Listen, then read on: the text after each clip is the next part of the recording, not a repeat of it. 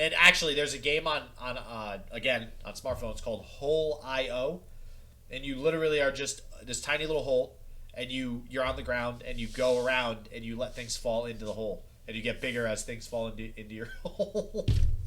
Fall into your hole. That took a dark turn right there. That's our opening. Yeah.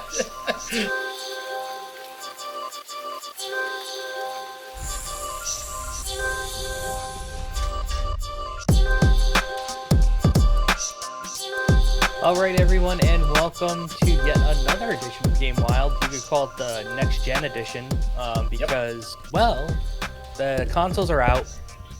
I did get both of mine, so we were able to secure them on the same day that they came out, so... Yeah, brag more, Joe. We get it. I will continue to brag. I will be braggadocious. Go to my YouTube channel if you want to see how I failed to unbox the Xbox Series X and how I disappeared during my PlayStation 5 unboxing. Both pretty interesting. But hey, we're learning, guys. We don't have a huge budget here to be able to get a studio and do nice unboxings. Not that everyone does, but it's things that we work towards. And I want to try to put something out for the community. I did. Hopefully you'll get a laugh out of it, if anything else. But pretty standard fare in regards to what actually comes in the box. So anyways, please make sure that you're subscribing to the channel, write a positive review, give us 5 stars. If you're looking on the YouTube channel to watch us, please ring that bell so you know when we're going to be on. And if we ever do any live stuff, you'll know if you're subscribed with the bell. So, and also subscribe to YouTube for us. That'd be great. And then, give us positive likes on our videos and all that fun stuff. Yes, please. So, yep. Absolutely. So with all the paid promotions out of the way, let's get right into it. The question of the week was brought up by you this time, SJW. So why don't you pontificate on this question for me so I can do you have a word of the week thing going on or something? I don't know. Is that even a word? It is a word. Pontificate? Yeah. Like, generally speaking, I've at least heard words before, even if I don't know it. I've literally never even heard that word before. Pontificate. Really? Is this something to do with, like, pondering? Express one's opinions in a way considered annoyingly pompous and dogmatic. Are you trying to say I'm pompous? Maybe. What is this? Well, you came up with a very interesting question, so it's like, well, you know what it reminded? You know what this reminds me of now? It reminds me of that scene from Family Guy where Peter Griffin just used high-end words, but tried to act like he knew what he was talking about. Oh yeah, use 12-letter words. So yeah, and I can't remember what he said, but it was very funny. He was like, it's very and then he said something, and I can't remember what it was, and he'd end his sentences like that, so it'd make him sound more intelligent, but he wasn't using the right context. But anyways, I don't know. I thought of the question because of all the new systems and stuff coming out, right? Like it's like when I also I wasn't able to get any of the systems, unfortunately. But when I thought back to kind of my thought process back in the day when I was getting the PlayStation right when it came out, the PS2, the PS3, the PS4 right when they came out, and which I'll probably do with these as soon as they're actually available. But I was thinking to myself what was I thinking back then? And I know when the PlayStation came out, I was thinking, and it actually has changed, right? So the question is, are you more concerned about game quality or console power / utility when purchasing gaming equipment? I say equipment because I lump PC into that as well. So personally, when I bought the PlayStation, it was games. Now, granted, the technology did have a big leap with the PlayStation with 3D, but I wasn't so much worried about that as I was the games, because you had the Tony Hawk Pro Skaters and the Final Fantasies and all that stuff. PS2, I was worried about power. I was worried about, okay, which system, Xbox 360, PS2, or GameCube, or whatever was coming out then, the Wii, what is the better system? And for me, it was the PlayStation 2. Now, it just so happened that PS2 also had probably the best games ever of any system. PS3 was also power. So I was, personally, it was comparing power and stuff like that. PS4 was probably also power. So I think for the last, and again, this is just my kind of, my take on the video game console war over the last 10, 20 years. I think now we've shifted to a point where power is negligible. The differences in the actual like graphics and stuff on the systems is very, very small. So it's not something that we should even really be worried about as far as the power is concerned. So I think that now I'm back onto the games portion of this and less onto the power, and I'm more focused on, all right, what games are coming out for PS5 versus Xbox Series S, X, etc. So, but Joe, what about you? Can you hear me? Number one. Yeah. It looks like your picture's frozen up. Yeah, my picture seems to be frozen right now, and I'm thinking I don't know what happened with that. So let me do this and then this and see if that fixes it. The situation in reality is that now you can see some of my junk in my Yeah, I just can't see your green screen. You can't see my green screen. Let's fix that. Although you can still see my junk, so that's awesome. There you go. Anyways, yeah, but it now included the right portion of your desk. Yeah. Right, exactly, with some boxes and stuff like that. So anyways, the situation at hand is pretty straightforward and simple, right? You are right in the fact that like it's kind of like games now, right? So as you all know, if you haven't already, I am probably a pretty big supporter of the Xbox and Microsoft versus the PlayStation. However, if you were to ask me and say, okay, you got both systems, what system have you played more of? It's been the PlayStation 5. Now, why? Miles Morales.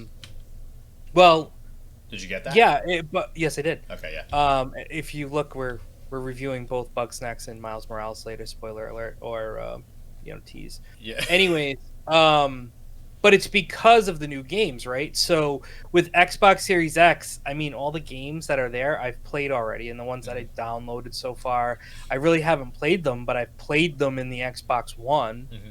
So until there's like a brand new game, like say Cyberpunk or something that I want to get for the Xbox, or a game that's coming out on the Game Pass that's on Xbox, well, I'm not really playing the Xbox that much. So it really does come down to games. It'll always be content, right? It'll be content and what your comfort level is with the systems that you have. So now it's weird with computers.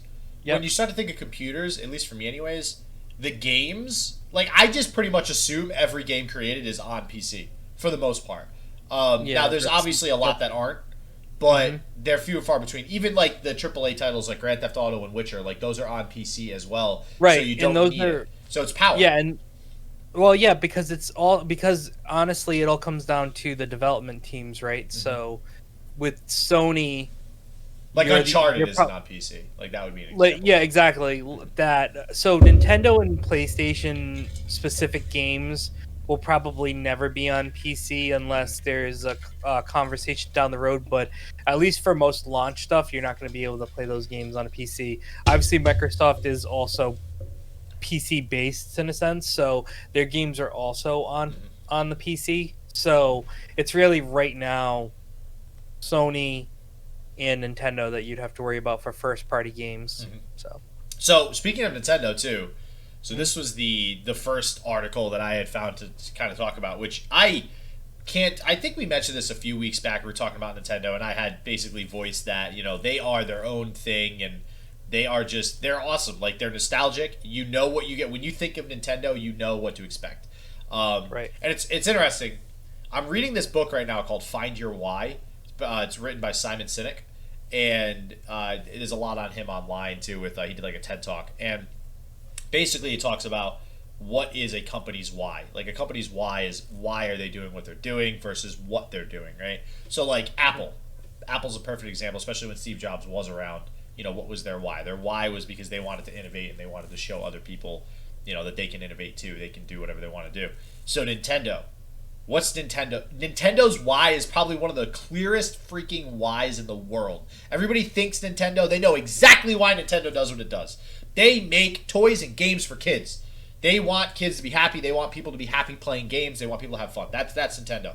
You know 100% what you're getting with Nintendo. So, the article that I found is Nintendo released, and I think this is Nintendo's kind of way of saying we don't care about Sony and Xbox anymore.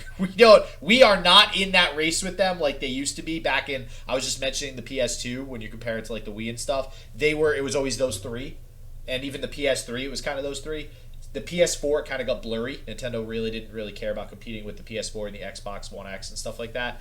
Now, I think this is a statement, and that statement is they released this thing called the Game and Watch. The game. I was gonna say Watch and Play. The Game and Watch. Basically, it's the size of a NES controller. Has the buttons. It has the colors of the old school Famicom, which looks pretty cool. It looks nice and clean and sleek. It has like no OS on it, so it's very simple. It's a clock. It's basically a clock, so that's what it starts as. It's a clock, and it has Mario jumping over things in the background of the clock, which is pretty cool. It's a cool clock, right? But it's a clock that is meant to be like on your desk, and you can just pick it up. And it has Mario 2, and some other game called Ball, I think, on it, where you just juggle or something. And they released it right around this, like right now, with the Xbox Series X coming out and the PS5. And I think that's a slap in the face to them to be like, oh, you guys have these really expensive, powerful systems? Oh, here's a clock that plays Mario.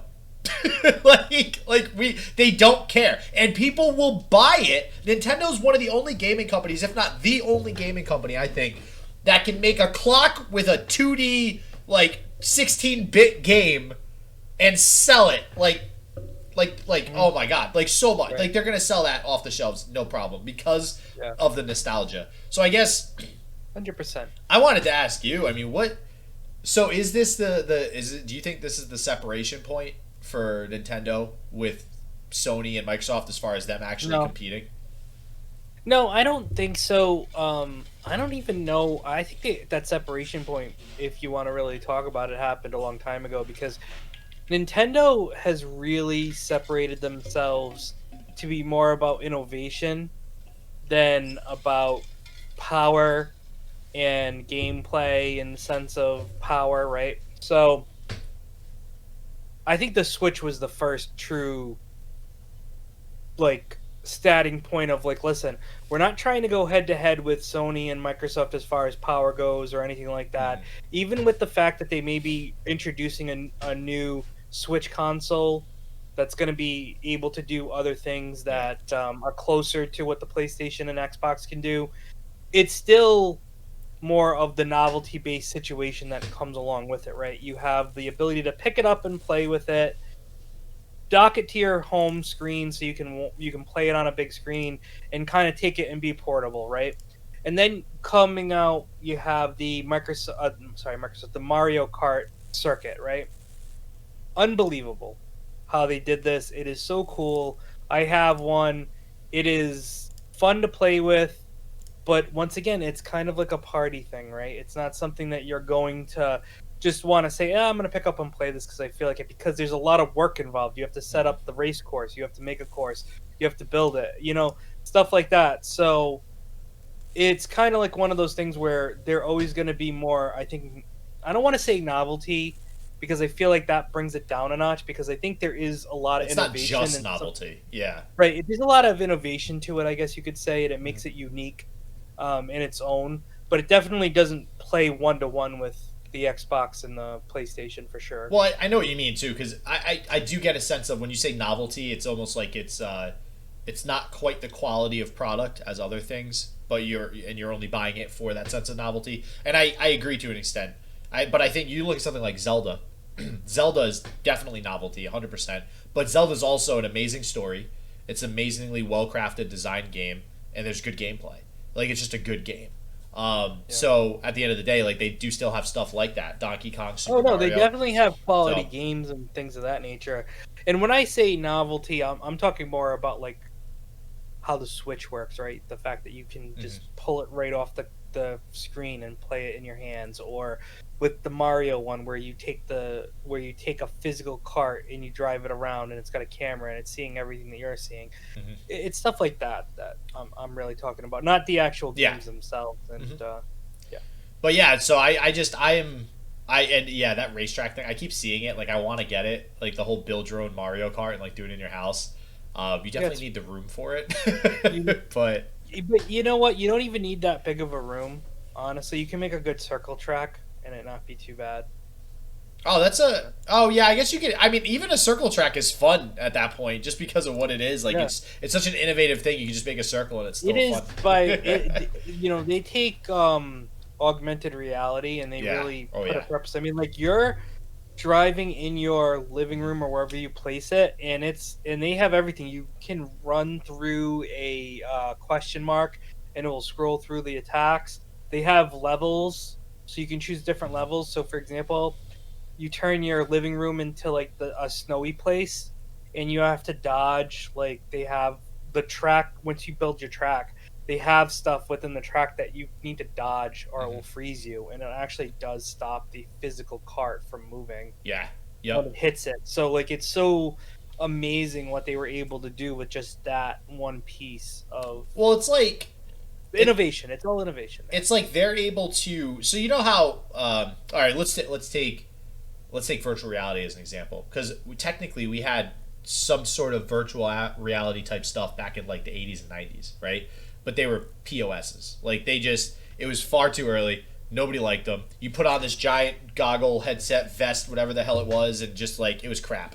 And I think that what Nintendo's able to do is they're able to take those technological advancements and actually utilize them when it's appropriate. So something like augmented reality. So the first augmented reality thing that I think actually worked was Pokemon Go. That was good. And then now, and what? That was huge. Oh yeah, that was huge. And then now you have something like this with the Mario Kart, where this actually it makes sense. It's not just using augmented reality for the sake of saying, "Hey, this is augmented reality. We're cool and hip." It actually makes sense from a structural standpoint of the game to utilize augmented reality. Right, and let's not forget too, Nintendo has tried to jump the gun on things. Yeah. Let us not forget Virtual Boy.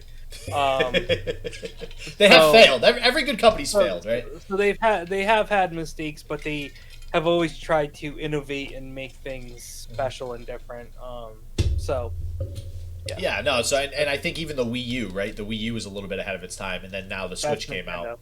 So yeah, but yeah, I love Nintendo. I'm very curious to see. I'm always curious to see what they do that'll be different from the PlayStation and Xbox marketplace and what they're trying to do over there. But all right. So speaking of PlayStation, this was going to happen eventually, right, Joe? We were going to get into yet another discussion of just PlayStation and Xbox. So let's go. There's a lot. I don't know about you, but you've sent me some stuff in text. Yeah, oh boy, ladies and gentlemen, we have a crap ton to talk about. I'll let you kind of open the floor here, Ruffhouse. What do you want to start? Because you have the systems. So get your I'm gonna vape pens out, everybody. Yeah. Get your vape pens out. I'm curious. Let's start. What are your initial thoughts? Like what on both systems? Okay. You unboxed them. You played them. All right. What's up? Both of them feel like they're next gen. They feel like if you. All right, so let's start with the Xbox. This is the Xbox Series X controller, okay? Hold on. Yep, that's the Series X. Okay, yep. This is the Series X. This is the Xbox One controller, okay? Yeah, they look basically the same. They don't look different for the most part. This feels different than this. Yeah. It feels expensive? No. It actually, you know what? It does. Yeah, that's that. I know what you mean. I know what you mean with stuff. Yeah. No, but you want to know why? Mm-hmm. It's texture. Yeah. Okay, the grip, the feel, the weight. This one. Oh, is it the matte? Is it the matte texture? I don't know. It's got just a finish to it that feels I think it's a little matte bit finish. more. That's what that grippable, is. I guess. But this is by far. I'm going to tell you something. Both controllers, they're great. Actually surprised me. Not just because, like, obviously when you look at them, they're both similar.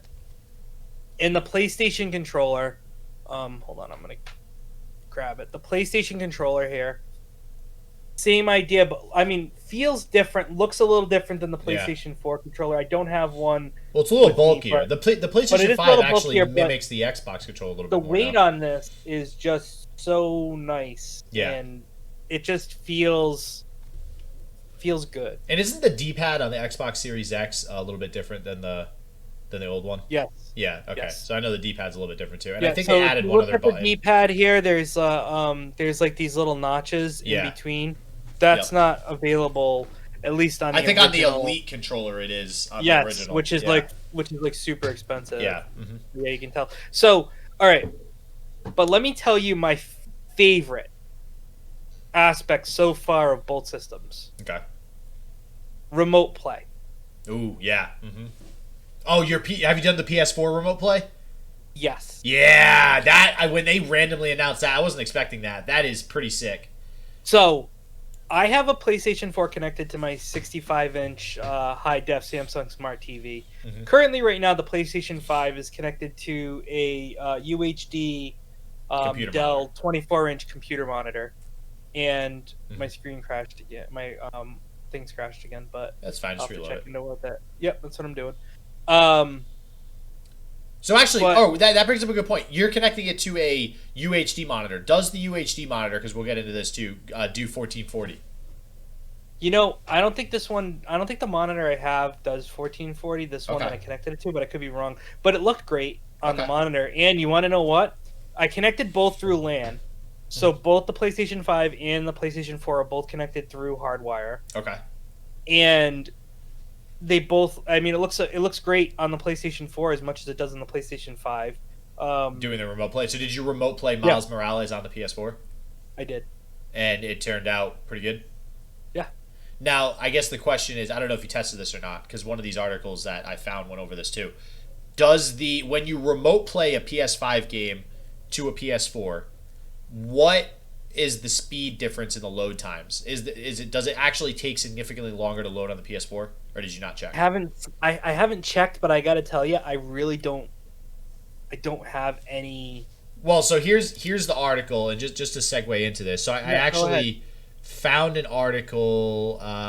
Where is this? Oh, okay. So they compared the Xbox to the PS5. Just to, what did they do? They did Valhalla. They did Assassin's Creed Valhalla, and they played it on both, and they checked out load times and stuff. So actually, the PS5 just loading the game itself in the beginning took actually way less time than the Series X. PS5 was 52 seconds. Series X was a minute and a half. But when they were doing like fast travel stuff in the middle of the game, they were both basically 12 seconds. So not a big difference there. Now, when they compared it to the older systems, the Xbox One X and they just did the Xbox One X, I guess. The Xbox One X took 2 minutes and 50 seconds to load Valhalla versus a minute and a half. So basically cut down the load time by half.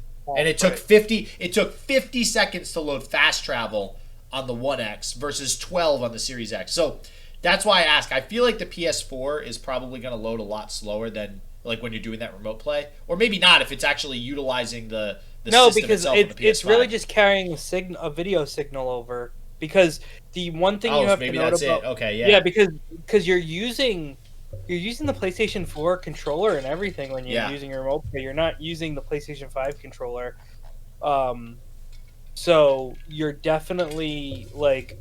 It's just like a gateway to using your PlayStation if you don't want to use it upstairs. So it was handy because I was able to play the games to get to a part where we're gonna give an impressional review of both Bugsnax and Miles Morales. And the only reason I was able to do that is because I was able to play it downstairs, so I could keep an eye on my daughter and try these games out at the same time versus doing it upstairs in my office where I'm at now.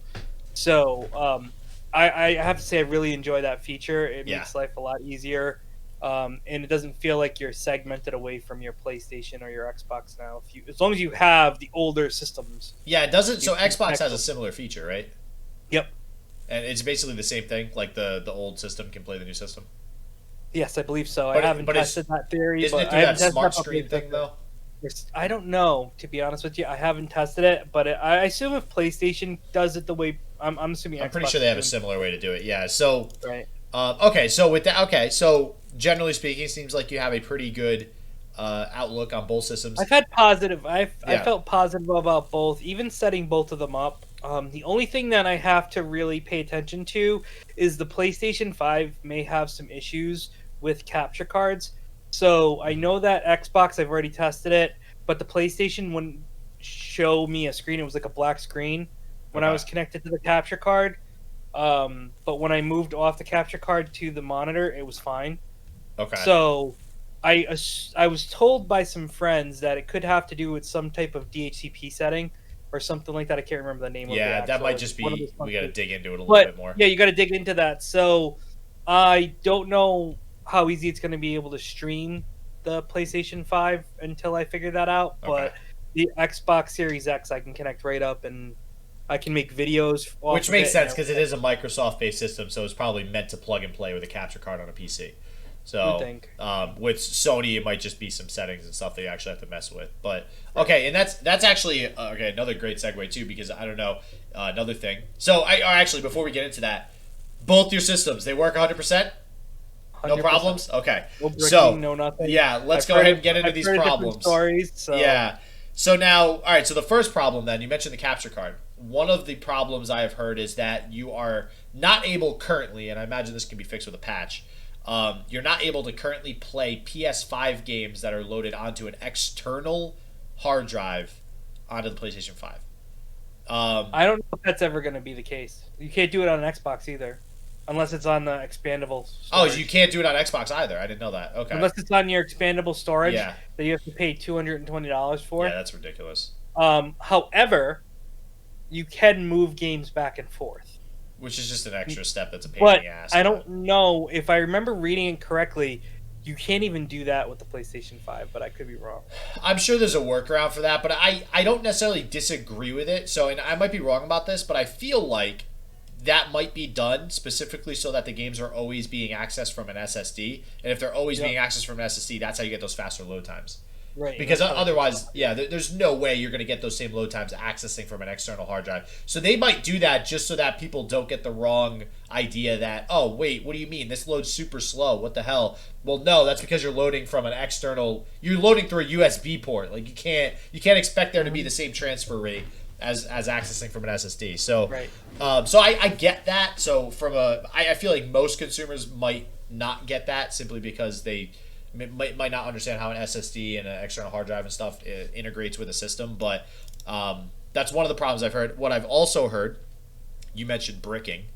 Yeah, I've heard of some PlayStation 5s bricking, like just straight up bricking. I've heard of Xboxes straight up bricking. Both seem like it's a very minor amount that it's happening.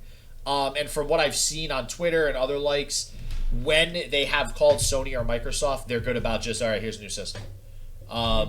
When they brick. So that seems like it's just your regular normal systems came out. There's some that are just being stupid. I mean, it happens with iPhones too, right? Like iPhones, they'll just brick themselves. Yeah, so you got a lemon or something like that. One of the YouTube guys actually got a lemon. So a guy that's huge on YouTube did an opening, did something with it, and then it just bricked. And he's like, what the hell? Like, so he got another one sent to him and then did the review, but then explained it that the first one that he got was actually a piece. So now, the disk drive I've heard of being an issue. So, all right, so actually both systems. So not necessarily a problem for the PlayStation, but something really stupid, which this makes sense with everything happening right now in the world. Joe, did you know you shouldn't put your PlayStation 5 discs into your PlayStation 4? Listen, there's an article online literally saying that people were trying to put it into the PS4, and because they did that, because it's trying to continuously read the disc and failing, it gets stuck.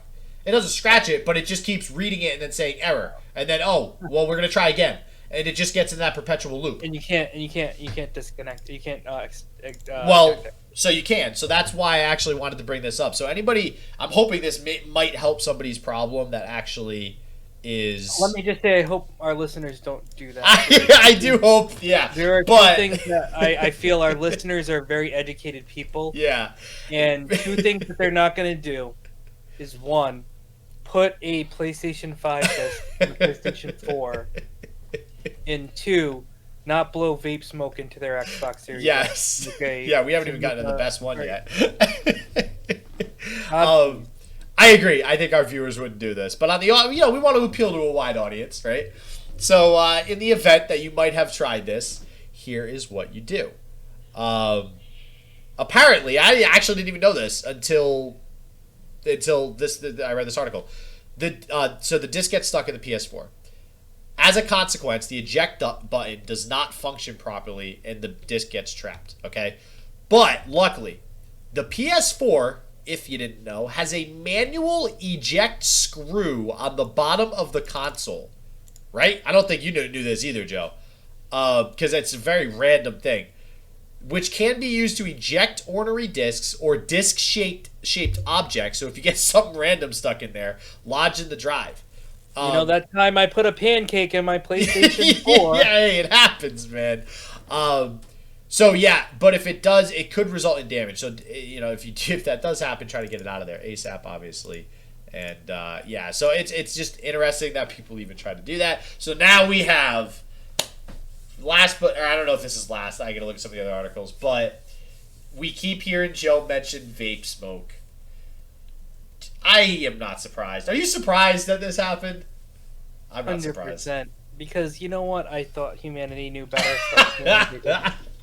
Did you really think humanity knew better? Are you kidding me, Joe? Are you kidding me? You really? Did you just say that? Listen, you're talking about 7 billion people now. Listen, yeah, but only probably 100 million of them were lucky enough to get one of these consoles, maybe, and that's a good point. That's a super high number. I doubt it's even that high, but it's probably not.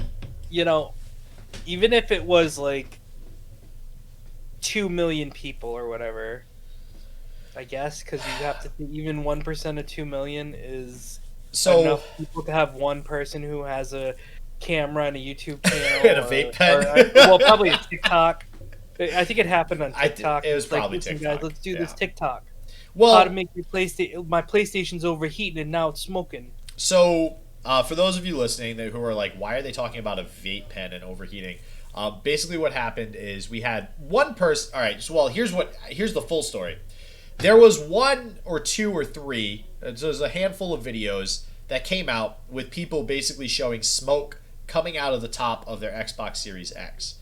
In different quantities too. All 3 videos, one was light smoke, one was super heavy flow smoke, and another one was in between. Now, shortly after, somebody had released a video showing how this could be mimicked or imitated. Basically, blue vape smoke underneath the Xbox, and the way that the venting system works on the Xbox, it sucks it in, it blows it out the top. So people are putting 2 and 2 together. Oh my God, mind blown! This is somebody did this with a vape pen. Now, I mean, is it possible maybe the one with small amount of smoke could be a thing? Maybe, but the general consensus is people blew vape smoke into their Xbox. Now, the reason why I'm not surprised is because this is such an easy way to get views and likes and whatever online, because we have this world phenomenon happening of the Xbox Series X being released and nobody can get their hands on one. Let me make it seem like mine is literally on fire and put it online, and let's see how many clicks this will get. And lo and behold, it was a success, because regardless of if it was a vape pen or not, guess how much that video went viral? It was ridiculous. Everybody wrote about it. Yeah, it's crazy. So it's crazy. I mean, that's an idea, right? I mean, so good on that person for thinking of that idea. Check out my unboxing videos; they were special. So no vape smoke. No vape smoke. No vape smoke. But one of them I didn't actually even get to unbox on video, and the other one I disappeared half the time while I was trying to unbox it, thanks to my background here. So yeah, I don't know. It's disappointing, but I get it. Yes, clickbait. Yeah. And good for them for, I guess, feeling like this could be an ingenious way for them to get it. But also, they'll have to deal with the aftermath of it, right? Too. So, people know that it's a fake now, so they'll probably never trust his videos or whatever. So now there are some other things with the Xbox. There are people saying that it's just not starting. Similar to and there's videos on that too. This is a legitimate problem. This is not vape smoke, where it literally just won't start up, and you have to factory reset it or something like that. And to me, that sounds like and this is actually a question I wanted to ask you because I imagine this will be a problem with the PS5 too. I feel like these consoles are getting eerily close to just being a PC. And with that being said, as PC owners, I think we both know how ornery PCs can get. And they're just like, oh, you have 5 projects up and you don't have autosave on? Let's blue screen because we can. Feels really bad. So I guess my question is, are we at that shifting point of these systems where we're going to start to see more of those, I say problems, but usually they're fixable on PCs. It's not really a big deal. It's just kind of a pain in the ass. Are we going to start to see this sort of stuff pop up more because of the infrastructure and the technology now in these things? It's very possible. I think it's still going to be much less than a PC because you're not going to have as many possible, I don't know, like third-party apps that like the process of getting an app or a game on your PlayStation or your Xbox is through a vetting process. So there are a limited numbers. Like right now, I could go on any website I want, click on something, and it will destroy my computer. Yeah. Okay? Yep. That's not the case with the Xbox and the PlayStation 5 at this moment, right? But in the same respect, you can get on your phone and you can download a bad app. So there's only a matter of time before people start to attack a PlayStation or an Xbox and sneak a bad app through.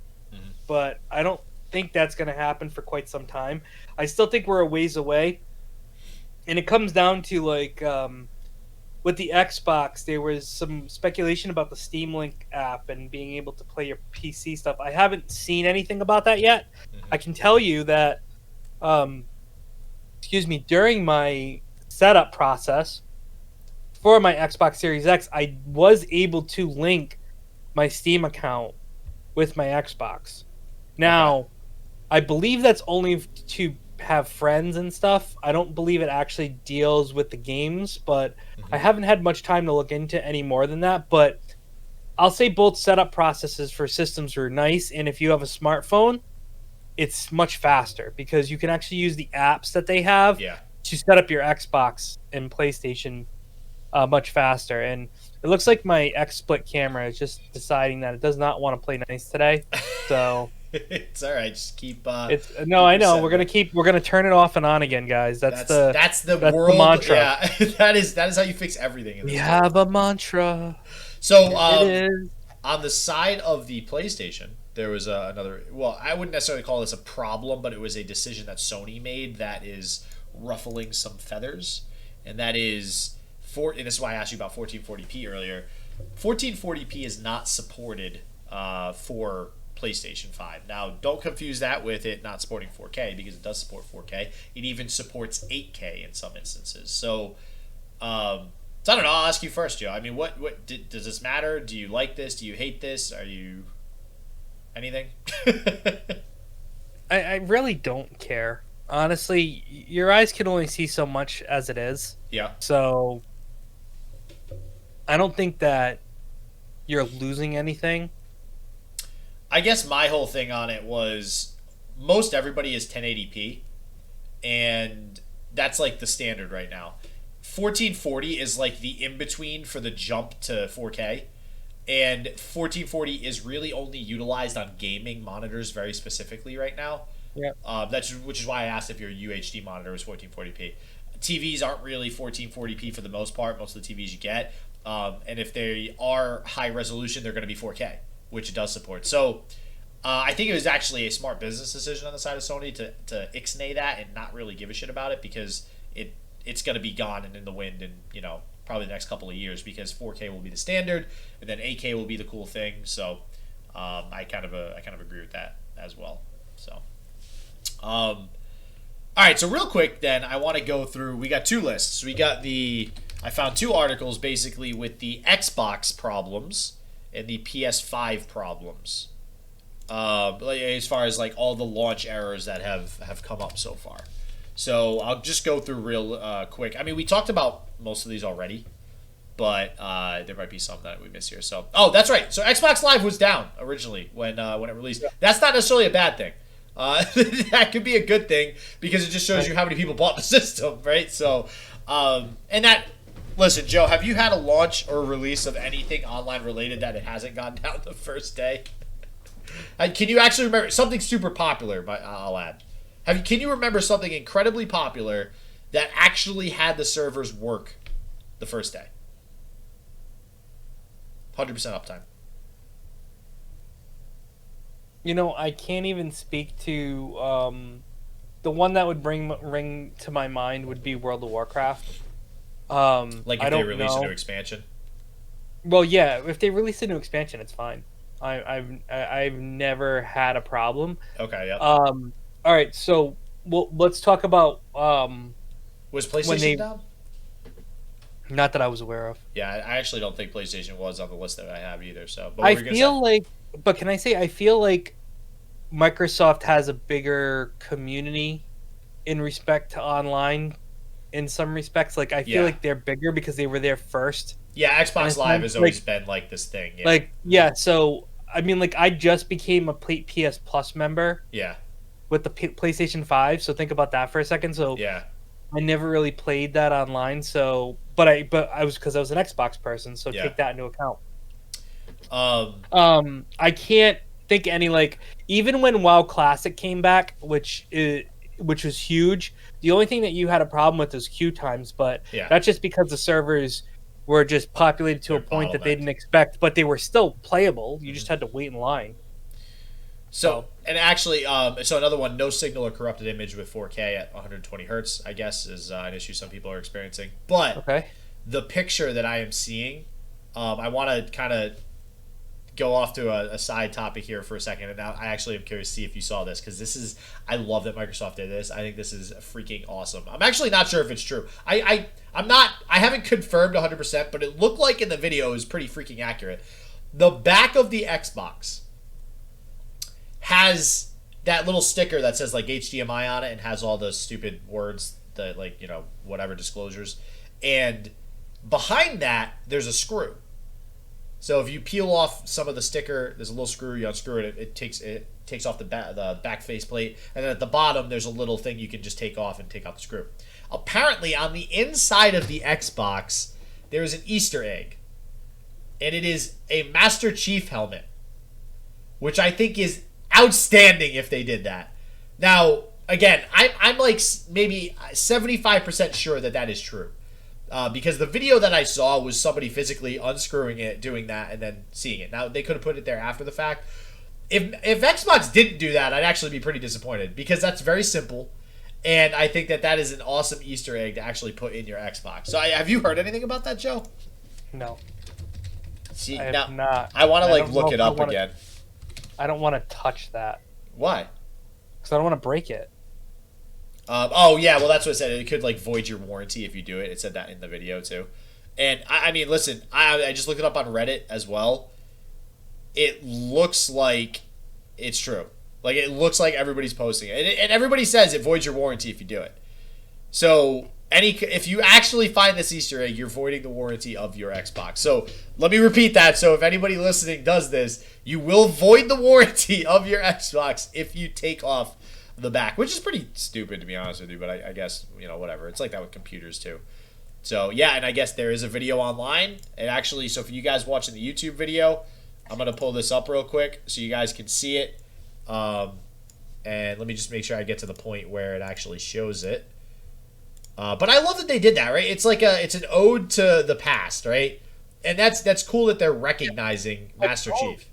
Don't do something that's going to void the warranty of the system, which is why I think it's kind of... I'm unsure if I'm going to believe it's true, because, like, why would you put something in your system that you want people to find, unless they want you to void your warranty so you can... Okay, well... Wait, let's go with the SJW, all corporations are bad moment, and say that maybe... it's a ploy by Microsoft to get everyone to void their warranties because of the lack of production they were able to make due to the coronavirus. If they can get more and more people to void the warranty on their Xbox, when it does get the black screen of death or whatever you've been experiencing, you Listen, can't get a that new one might be a without thing. spending more money. That might be a thing. I don't know. I'm just saying. Conspiracy theory corner. Whoa, and I don't think all corporations are bad. Let me just throw that out there. Like Nintendo, I think is an amazing corporation. I love Nintendo. So, but I have the video Except up for the fact that SJW thinks that they're hypnotizing children. Yeah, all right. Whoa. All right, now you're putting words in my mouth. All right, so the video I have up has 15.5 million views on YouTube.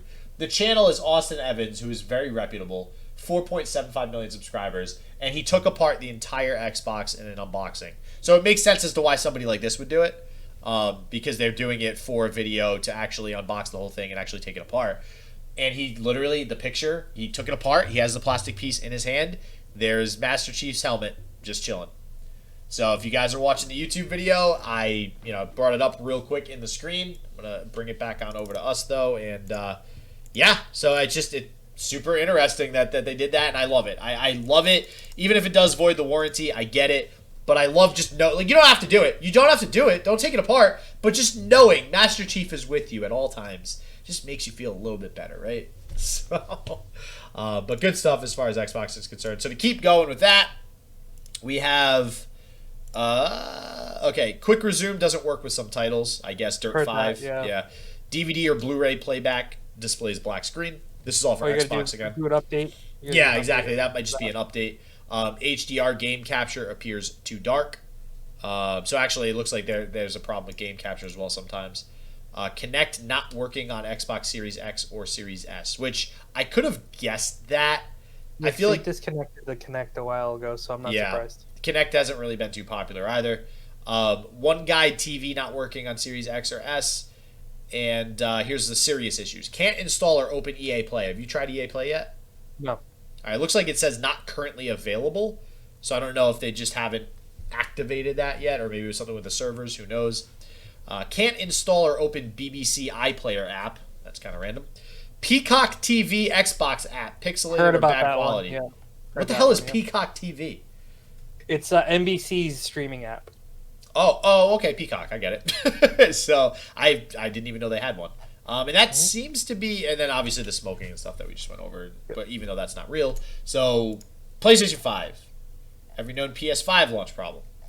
We got minor issues. We have data transfer via USB or LAN. I guess just some users reporting that the USB port located at the back of the console or LAN capable when transferring data during initial setup causes issues with the PS5. I guess the quick fix is just try the port in the front, you reset it, and then you're good to go. Using an external hard drive to play PS4 games, which we... sorry. So PS4 games you can play on an external hard drive. PS5 you can't. PS5 games you can't. Yeah, and that's what we just... Which I still feel is a little... I guess it makes sense because PS4 is less hard to load. Yeah, less power used. Not built off it. Yeah. DualSense connectivity problem. Every once in a while, again, this is... you just reset it to factory settings and you're good. Some people are humming sounds are coming from it. Haven't heard anything. You haven't heard anything from yours yet? And I guess people are saying it's due to coil whine, quote unquote. They thought initially it was the disc drive, but it's happening on both the non-disc and the disc version. But it says most players probably won't hear it, and it's not as loud as the game itself. PS5 download queue bug. And then here's the major ones. There's the rest mode error, which bricks it. So if you're worried about the rest mode error, and again, people have contacted Sony to get a new system, what this says to do is just disable rest mode.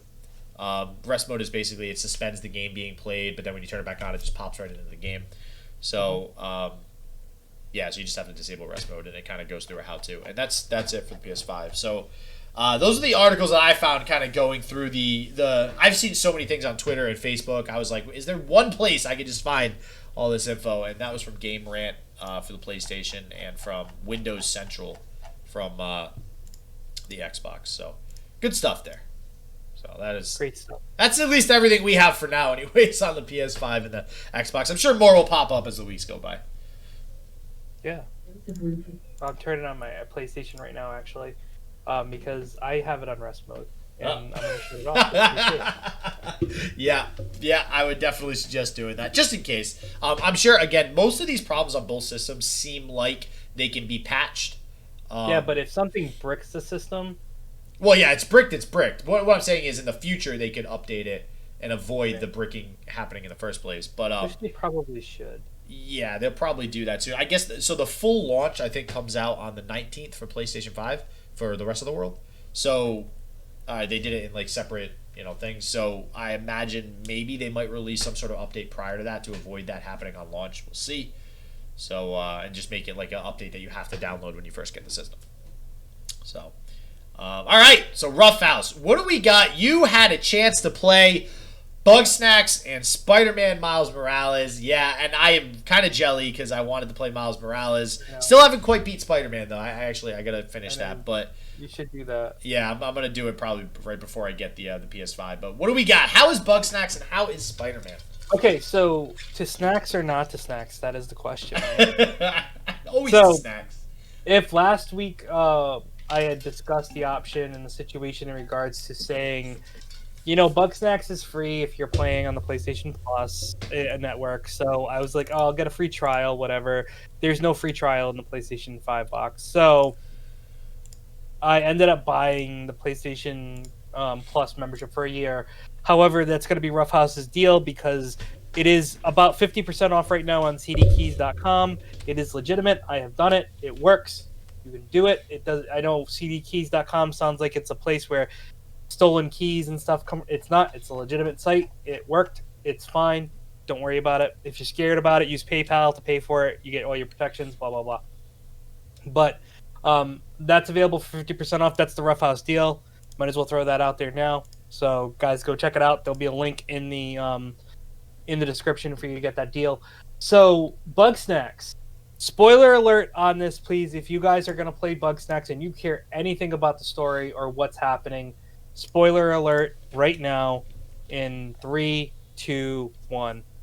Bugsnax is a dark game. If you want your children to play Bugsnax, I highly, highly... Play it first. Play it first and feel it out, because there is some dark stuff in this game. Not to mention that there are a lot of adultish themes. Mm-hmm. We are very progressive here at Game Wild, and we don't judge anyone, but I would like to let everyone know who do like to judge people that this game does include 2 relationships that are male-male and female-female, which I have no problem with, but other people could, especially if they're playing with their kids and they don't want to expose their kids to that right away. And then, spoiler alert, the Bugsnax are actual parasites, okay? They are actually there to take over the Grumpuses, which is the name of the people. Of course, my thing goes down again. That's great. So I'm doing this. So it takes over their minds, and it will end up like taking them out. And in the final boss battle, you're trying to save everybody that you brought together on the island. And if you don't defend them against the Bugsnax basically devour the person in a sense, because the Grumpus will eat the Bugsnax if you don't take them out, and then they just turn into the Bugsnax and disintegrate. And it's really depressing in some respects, because if you don't save them, they pair up their partners. So if like one of them dies, the other one's like total in despair because their freaking wife or husband is dead. You know what I mean? So dark turns in Bugsnax. But what does Bugsnax bring to the table if you don't care about the dark turns? Well, it's a puzzle game first and foremost. It is a collectible catch-em-all type game like a Pokemon. You capture the Bugsnax in unique and different ways depending on the level of the Bugsnax. The Bugsnax speak their name like a Pokemon, and if you have a PlayStation controller and you didn't know, there are a little couple of dots in front of the top. That's speaker. Yeah. Okay, there's a speaker. And so when you capture a Bugsnax, it says its name through your controller. That's pretty cool. So it's a fun game if you like a puzzle game that has a really dark, rooted storyline. Mm-hmm. because it is very story driven, and there are a lot of problems between these Grumpuses, and so I would probably give it a 3 out of 5. It's worth a play if you want something different that's puzzle based, but just please note that if you're doing this for your kids, kind of be aware of all the situations it brings you in. And I don't even know what they rated this game, but I'm sure it's probably. I'm gonna view the product right now. It's E10, so it does say that you shouldn't play this game unless you're 10 or over. Animated blood, crude humor, which there's a lot of crude humor in it.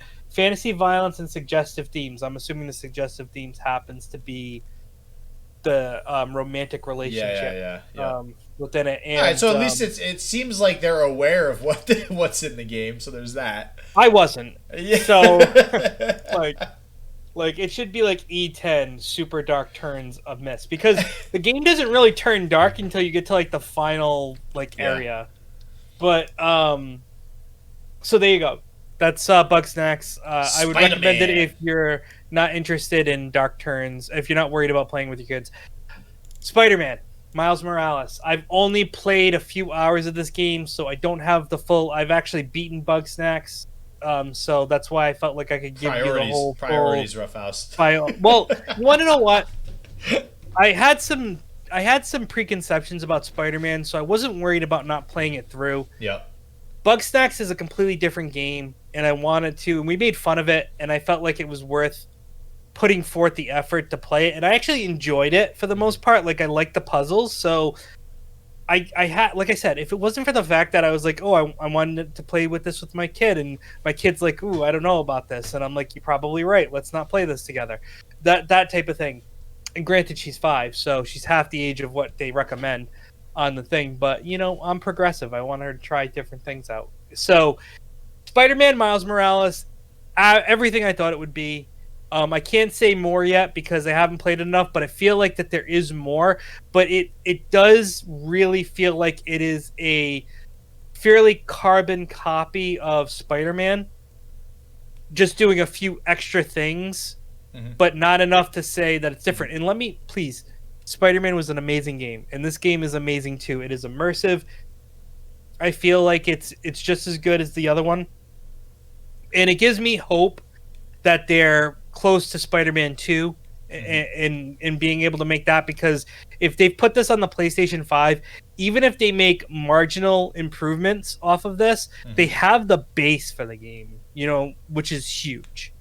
So I look forward to Spider-Man 2. I would highly recommend Spider-Man Miles Morales. I can't wait to play it. It is just as good as the original Spider-Man game on the PlayStation 4. So go get it, everybody. Those are my my 2 reviews, positive on both ends.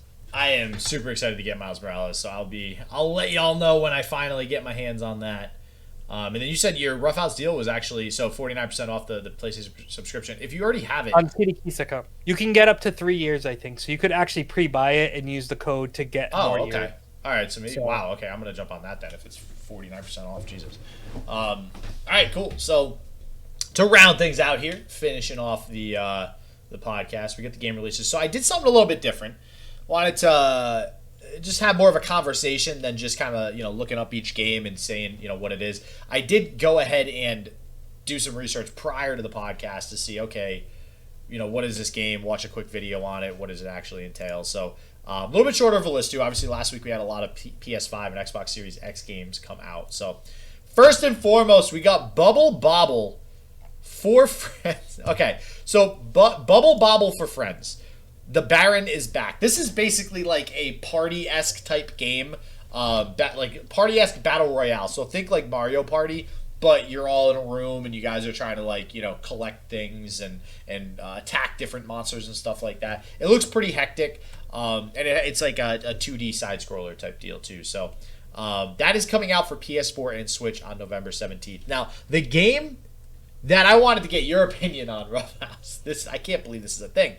5 dates for PC, PS4, Xbox One, and Switch on November 17th. Ruffhouse, this is a game. If you're pulling it up real quick, it is real people. It is one of those games that you basically make decisions in the game. right? And this is literally real people that you're a guy, you're role playing as this guy that's in the game, and you're making his decisions. And he is going on video dates with 5 girls. And you have to, like, one of them as an example, they say, all right, because they have to get to know each other, truth or dare. And the guy has to pick truth or dare. And then you have to play that out. This is literally a role-playing game of going on dates with people. Not only that, you're not even going on real dates with people, you're going on virtual dates with people. Joe, what are your freaking thoughts on this game? Are we back to like 1996 when it was full motion video games? Oh my god! Like I mean, that's really what we're at right now with that, aren't we? I can't believe. I mean, I imagine this is there's a demographic of people that want this game. I mean, it definitely seems entertaining because you can kind of control what the guy does.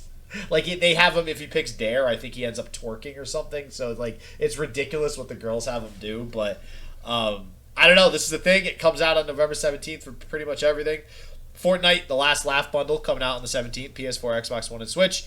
Hearthstone, which I do still play a little bit on the side with Legends of Runeterra. Madness at the Dark Moon Fair expansion. I pre-ordered my stuff. Comes out in 2 days. I got the 80 packs plus the 5-pack golden whatever. Mars Horizon.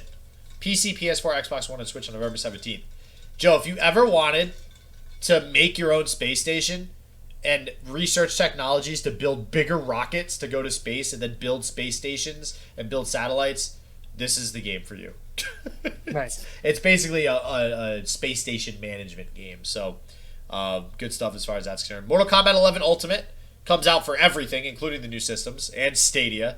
Got to mention that for November 17th. Another Pac-Man Mega Tunnel Battle comes out for Stadia on November 17th.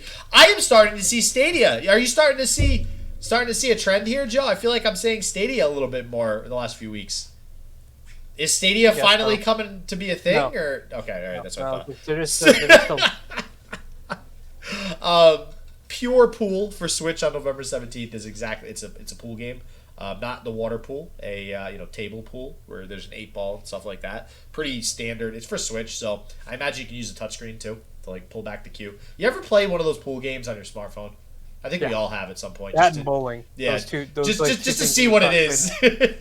Like, I'm that bored, I'm gonna download this pool game on my smartphone. Truck driver. So, having previously run a trucking company, this is interesting to me. It's literally you drive a truck. the games they have now. This is for Switch on November 17th. I wonder if they're going to use that for like training truck drivers too. Monster Truck Championship, exactly what it sounds like, for Switch on November 17th. Poker Club actually comes out on the new systems and PC on November 17th. So that's actually like it's a poker game. It's exactly what you expect, but it's a new poker game that's coming out for all the new stuff. PS5, like I mentioned earlier, is coming out for the rest of the world on the 19th. Have you ever played Hyrule Warriors? No, I have not. You know what it is?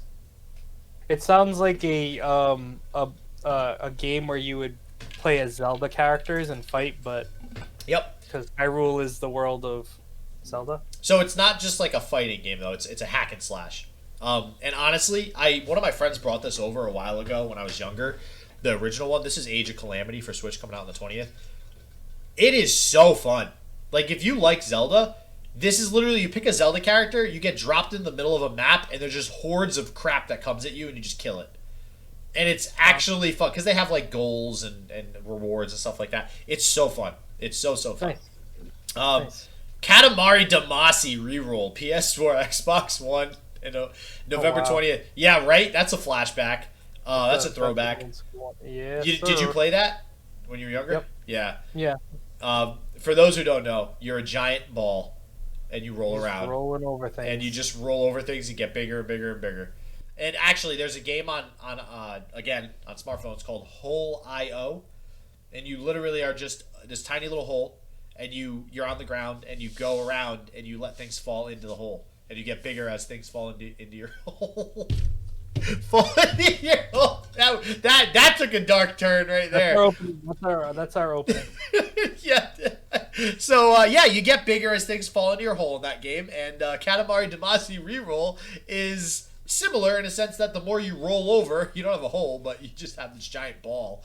The more that you roll over stuff, the bigger your ball gets. So I love all those puns. This is great. All right, Sakuna of Rice and Ruin. PS4 and Switch on the 20th. Wasn't expecting this one. This is like you're a ninja and it's a 2D side-scroller action game where you like kill stuff, but then you go back to your town and you grow a farm of rice. So I don't know why they decided to pair those two together, but they did. And then finally the Skylia Prophecy on Switch. I don't know why I said Twitch there. This is weird. It says this game is for adults only, and I don't really know why. It's really weird why it says that. But it's just like it literally reminds me of Contra. It's literally Contra, but like new. The same type of crappy graphics with like side-scrolling 2D. You have to stop, press the attack button, kill the thing in front of you, like so. But yeah, that's it. That is the games, or those are the games coming out this week, Joe. Amazing, as always. Great job. Good Talking team. about holes and balls. What you're doing. Talking about ball growing and stuff like that. Always fun. With that, we have broken the hour mark, so we hope you enjoyed this hour of Game Wild, and we look forward to seeing you guys next week, as we probably will talk more about the PlayStation 5 and the Xbox Series X and the adventure that SJW is having in trying to get one. So we will talk to you guys next week on Game Wild. See ya. Later, everybody.